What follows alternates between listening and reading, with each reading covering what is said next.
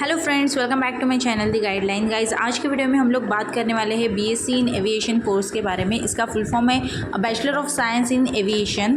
सो ये टोटल आपका 3 इयर्स का कोर्स रहता है, जिसमें अगर हम एलिजिबिलिटी क्राइटेरिया की बात करते हैं तो यहाँ पे आपको 10+2 आपका एजुकेशन होना चाहिए और 12th में आपको मिनिमम 50% मार्क्स होने चाहिए। इसके एडमिशन्स जो है वो डायरेक्ट एडमिशन्स होते हैं और यहाँ पे आपको PCM आपकी जो है वो कंपलसरी सब्जेक्ट्स होने चाहिए, मतलब physics, chemistry and mathematics.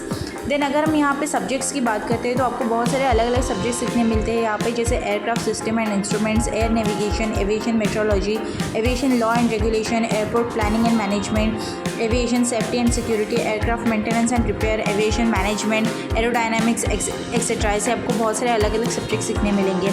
Course completion के बाद आप वर्क कर सकते हो as a pilot, commercial, private या फिर मिलिट्री में भी आप वर्क कर सकते हो। Aircraft maintenance engineer, air traffic controller, aviation manager, airport operation manager, aviation safety inspector, ऐसे करके आप वर्क कर सकते हो। अर्निंग्स जो अगर हम यहाँ पे देखते हैं तो एविएशन इंडस्ट्री में जो अर्निंग्स है वो job role, experience and location and employer के हिसाब से आपको यहाँ पे देखने मिलेगी। डेफिनेटली जो पायलट्स एंड एविएशन मैनेजर्स हैं उनके जो अर्निंग्स है वो हायर रहती है compare to entry level positions, जैसे एयरक्राफ्ट मेंटेनेंस हो गए, टेक्नीशियन हो गए, उनसे उनकी सैलरी ज़्यादा रहेगी।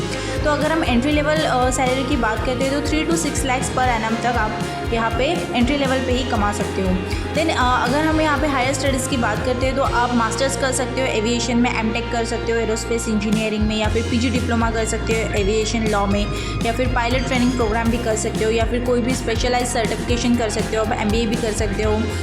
तो ये सब है, आप आगे जाके कोर्सेज कर सकते हो या फिर सर्टिफिकेशंस भी कर सकते हो। अगर यहाँ पे हम बात करते हैं कि अगर आपको इस डिग्री के बाद अगर आपको आउटसाइड इंडिया जाके काम करना है तो डेफिनेटली आप कर सकते हो। बस उस कंट्रीज़ की जो भी रिक्वायरमेंट्स है वो आपको फुलफ़िल करने होंगे। जैसे अगर कोई सर्टिफिकेशन रिक्वायर्ड है तो वो आपको सर्टिफिकेशन करना होगा, या फिर कोई एग्जामिनेशन रिक्वायर्ड है तो वो आपको देना होगा। जैसे कि अगर किसी कंट्री में कमर्शियल पायलट लाइसेंस कंपलसरी है, उसकी रिक्वायरमेंट है उस अथॉरिटी की, तो आपको वो सर्टिफिकेशन या फिर वो जो लाइसेंस है वो ग्रैब करना होगा।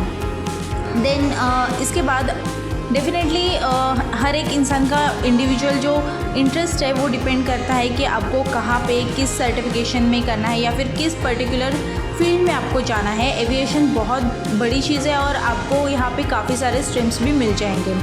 यहाँ पे अगर हम कुछ बेस्ट कोर्सेज़ की बात करते हैं तो एविएशन में other than BSc in aviation आप ये कोर्सेज़ भी कर सकते हो, जैसे BBA कर सकते हो आप एविएशन में, या फिर BTech कर सकते हो एरोनॉटिकल इंजीनियरिंग में, या फिर BBA कर सकते हो एयरपोर्ट मैनेजमेंट, MBA कर सकते हो एविएशन मैनेजमेंट में, AME एवियोनिक्स करके भी कोर्स है तो वो आप भी कर सकते हो।